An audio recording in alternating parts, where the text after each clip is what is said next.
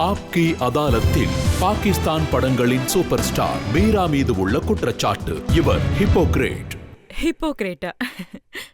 Madam, நீங்க உங்களை பத்தி சொல்றது கம்மி, மறைக்கிறது அதிகம். நான் என்னவா இருக்கேனோ அதெல்லாம் பப்ளிக் முன்னாடி தான் இருக்கு, பிரஸ் முன்னாடி இருக்கு, என் பேரண்ட்ஸ் முன்னாடியும் இருக்கு.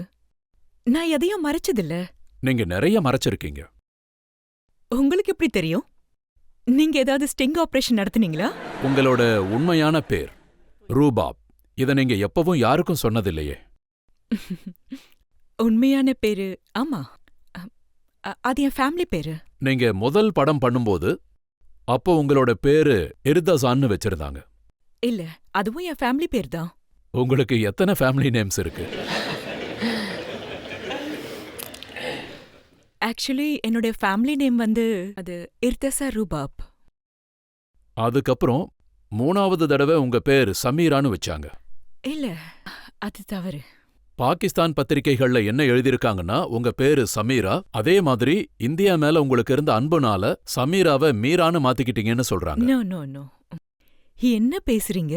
அதாவது ஆரம்பத்துல இருந்தே பாகிஸ்தான்ல இருக்கிற பேப்பர்ஸ்ல அதுலெல்லாம் நீங்க பார்த்தா அதுல மீரானதா இருக்கும். இது உண்மையா? நீங்க ரொம்ப சின்ன வயசுலயே ஆக்டிங் பண்ண ஆரம்பிச்சிட்டீங்களாமே. ஆமா, நான் என்னோட கெரியரை வந்து 15 வயசுல ஆரம்பிச்சேன். நீங்க ஆக்டிங் ஆரம்பிச்ச நேரத்துல கொஞ்சம் குண்டா இருந்தீங்களா? ஆமா, உண்மைதான். அப்புறம் எப்படி இந்த வெயிட் லாஸ் நடந்தது?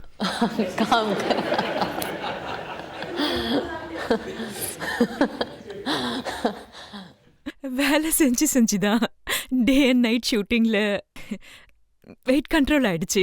உங்க முதல் படம் 1995ல காண்டா ரிலீஸ் ஆயிருந்தது.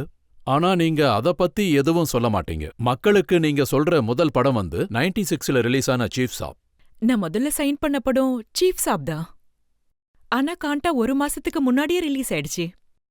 ஆனா ஹிட் ஆனது சீஃப் சாப். ஆமா, ஒரு சிம்பிள் லவ் ஸ்டோரி. ஒரு பணக்கார அப்பாவின் மகள், ஒரு ஏழை குடும்பத்துல இருந்து வந்த ஒரு பையன். அவன் வந்து என்ன ரொம்ப விரும்புவான்.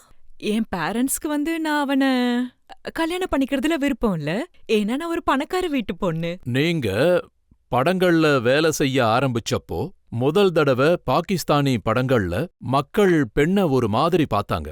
முதல்ல அவள பாகிஸ்தானின்னு சொல்லிட்டு அப்புறம் பட்டாசுன்னு சொல்ல ஆரம்பிச்சாங்க. முதல்ல பாக்கி சபா.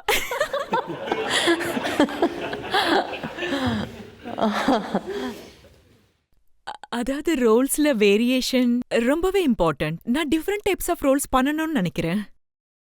நான் ரொம்ப சிம்பிள் ரோல்ஸும் பண்ணியிருக்கேன், கிளாமரஸ் ரோல்ஸும் நிறைய பண்ணியிருக்கேன், மதர் கேரக்டர்ஸும் நல்லா பண்ணியிருக்கேன், அப்புறம் லவ்வர் ரோலும் பண்ணியிருக்கேன், ஒய்ஃப் ரோலும் பண்ணியிருக்கேன், ரொம்ப கிளாமரஸான ரோல்ஸும் பண்ணியிருக்கேன். நான் வந்து படத்துல டிஃப்ரெண்ட் மோட்ஸ் கொடுத்துருக்கேன். அப்படி எந்த படம் உங்களுக்கு செக்ஸ் சிம்பிள்னு பேர் கொண்டு வந்தது? அப்படி ஒரு இமேஜ் எனக்கு இல்ல. அப்படி எதுவும் இல்ல. லாகூர் நியூஸ் பேப்பர்ஸ் உங்களுக்கு காட்டுறேன். அது எல்லாத்துலயும் இதுதான் எழுதியிருக்கு. நீங்க தவறான நியூஸ் பேப்பர்ஸ் பிக் பண்ணிருக்கீங்க.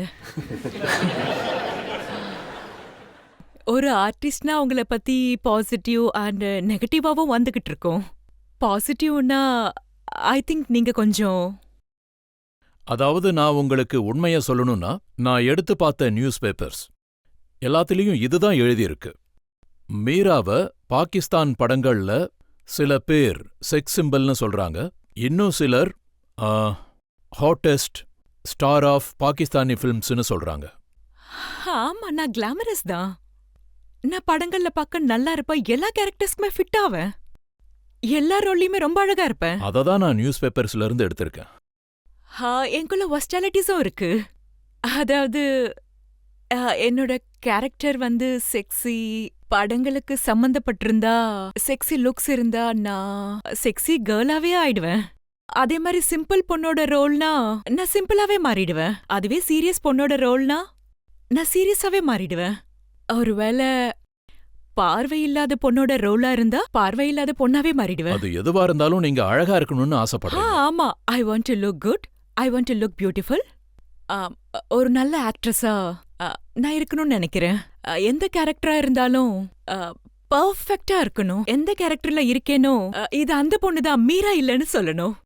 அப்ப உங்க அழக பத்தி நீங்க ரொம்ப பெருமைப்படுறீங்க. ஆ, மக்கள் எப்பவுமே என்ன மட்டும்தான் பார்க்கணும்னு மனசு சொல்லுது. வேற யாரையும் பார்க்க கூடாது. வேற யாரையாவது பார்த்தா நீங்க எப்படி ஃபீல் பண்ணுவீங்க? அது எனக்கு பிடிக்காது.